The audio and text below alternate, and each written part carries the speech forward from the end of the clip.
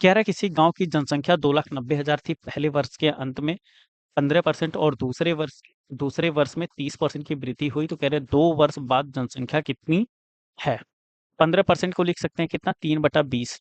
ऐसे ही हम 30% को कितना लिख सकते हैं, 3/10। अब आप देखेंगे कि कोई सामान 20 था, अगले साल वो कितना हो जाएगा, 23 हो गया, बढ़ रहा है। ठीक। कोई सामान कितना था, 10 था, अगले साल वो कितना हो जाएगा, 13। यानी पहली बात तो जो हमारा आंसर होगा वो 13 का भी मल्टीपल होगा और 23 का भी मल्टीपल होगा। अब इन दोनों की मल्टीप्लाई होगी और यहाँ पे इन दोनों की मल्टीप्लाई होगी।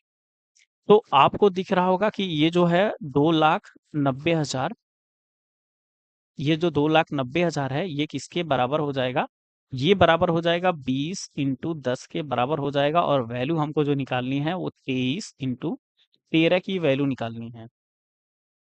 23 इंटू 13 की वैल्यू निकालनी है। अब आपको दिख रहा होगा ये जीरो और ये जीरो कैंसिल हो गया, ये जीरो और ये जीरो कैंसिल हो गया।